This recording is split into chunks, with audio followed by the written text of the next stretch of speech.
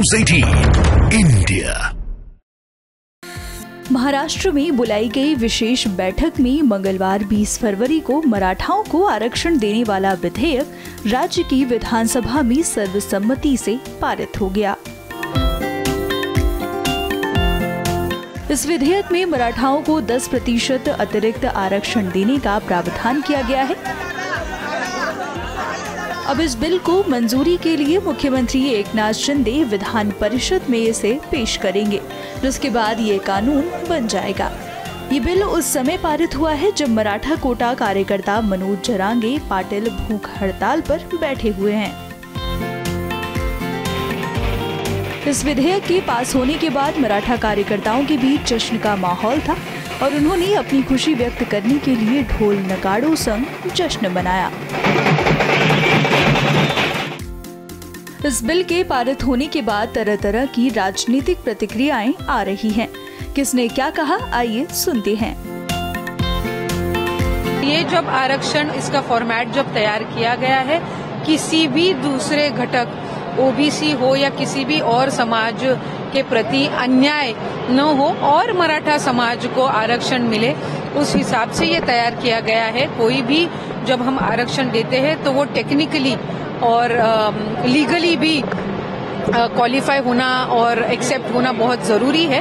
तो उस हिसाब से सरकार ने ये बनाया है। उसमें समिति भी फॉर्म की गई थी और बहुत ही डिटेल्ड रिपोर्ट करके ये तैयार किया। आरक्षण जो है सरकार की तरफ से दिया गया 10%, क्या करें क्योंकि सभी एक मत के साथ वोट किए। नहीं, एक तो सबसे बड़ी खुशी की बात है कि जो शब्द यहाँ पर राज्य के मुख्यमंत्री उप मुख्यमंत्री ने जो दिया था महाराष्ट्र की आम जनता को, ओबीसी को किसी भी तरह से धक्का न लगते हुए मराठा समाज को अलग से कोई तो कायदे से टिकने वाला आरक्षण आज यहाँ पर दिए जा चुका है। यह महाराष्ट्र के मराठा समाज के हिसाब से बहुत बड़े आनंद की और खुशी की बात है। तो वहीं मनोज जारंगी पाटिल का बयान आया है कि उन्होंने जो आरक्षण दिया सरकार द्वारा वो कहीं न कहीं चुनाव को देखते हुए और खुश नहीं इस आरक्षण को लेकर। नहीं, ये चुनाव को कहीं चुकेगा नहीं, कोर्ट में जाके करके। ये एक बात, यहाँ पर इसके पहले भी आरक्षण दे चुके थे। उसके अंदर जो त्रुटियां थी, उसके अंदर जो खामियां थी, वो सब सामने रखते हुए आज शासन ने निर्णय लिया है।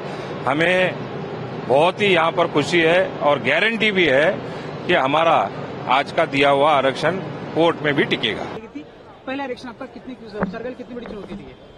देखिए, 10% जो रिजर्वेशन है मराठा समाज को दिया गया है, जो मराठा समाज की मांग थी, जिन्होंने 56 मोर्चे पिछली बार निकाले थे और उसके बाद में उन्होंने मांग की थी कि हमारा समाज पिछला समाज है, तो पिछली बार भी उसको रिजर्वेशन दिया गया था, लेकिन सुप्रीम कोर्ट में वो टिका नहीं। उसके बाद में ये समिति गठित की है, वहां पर रिटायर्ड जजों की समिति करने के बाद में 1.5 महीने के आसपास इस पर अभ्यास किया गया और 4 लाख लोगों ने इस पर मेहनत करने के बाद सदन में ये बिल यहाँ पे लाया गया और एक मत से अपोजिशन ने भी और सत्ता ने भी दोनों ने मिलकर यहाँ पर 10% रिजर्वेशन उनको मंजूर किया है। वहीं मनोज जारंगी पाटिल कह रहे हैं सर कि जो आरक्षण दिया गया है मराठा समाज को, ये कहीं ना कहीं चुनाव को देखते हुए और ये कहीं ना कहीं उन्होंने ये भी कहा कि कोर्ट में टिकने वाला नहीं है आरक्षण। ये उनके बयान को किस तरह देखो, कोर्ट में टिकने वाला नहीं है, ये उनका कहना सही है, लेकिन जो कोर्ट में पिछली बार क्यों नहीं टिका उसका पूरा अभ्यास किया गया। इस बार कोर्ट में कैसा टिकेगा, इस तरह से ये काम किया गया है। विपक्ष में लगातार सवाल उठा रहे कि सरकार, देखिए, अंदर एक साथ बोलने का और बाहर आने के बाद में विरोध करने का ये नौटंकी है। पटेल सर, सबसे पहला सवाल मराठा आरक्षण को लेकर जिस तरह से बिल पास किया गया, क्या कहेंगे? 10% जो आरक्षण को मराठा आरक्षण दिया गया, जॉब और नौकरी और पढ़ाई। मराठा आरक्षण का सब स्वागत करते हैं। मराठा को आरक्षण मिलना चाहिए, आरक्षण मिला है, बड़ी अच्छी बात है ये। मगर आज हमको और ज्यादा खुशी होती कि मराठा के साथ में जो माइनॉरिटी का आरक्षण जो मुंबई हाई कोर्ट ने दिया था, अगर उसको भी आज मान्यता दे देते तो खुशी बहुत अच्छी होती। मगर हमारी आरक्षण की जो हमारी लड़ाई है वो जारी रहेगी। क्या आप लोगों ने सदन में मुद्दा उठाया? नहीं, बोलने को मौका ही नहीं दिया गया। हम उठे थे बोलने के लिए कि हम 2 मिनट बोलना चाहते हैं। हमको ये है कि जो मुंबई हाई कोर्ट ने जो माइनॉरिटी को, अकलियतों को आरक्षण दिया था, वो भी मराठा के साथ में हमको मिलना चाहिए था।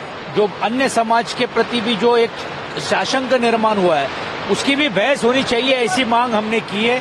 सरकार इसके बारे में बहस करने के लिए तैयार नहीं है। ये बिल पारित करते हुए हम विपक्ष को भी बोलकर जो बाकी के जो पहलू है उसके बारे में भी चर्चा होनी चाहिए, ऐसी हमारी अपेक्षा है। मनोज जारंगी पाटिल कह रहे हैं सर कि ये जो आरक्षण दे रहे हैं वो चुनाव को देखते हुए और वोट को देखते दे रहे हैं। जरूर है, ये तो पहले से हम कह रहे हैं, पर टिकने वाला आरक्षण होना चाहिए, ऐसी हमारी भूमिका है और ऐसी अपेक्षा है कि वो इसमें करें।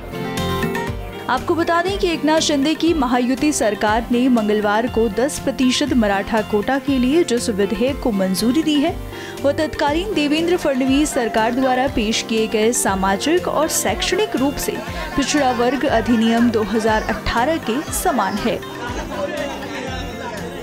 एक दशक में ये तीसरी बार है कि राज्य ने मराठा कोटा के लिए कानून पेश किया है।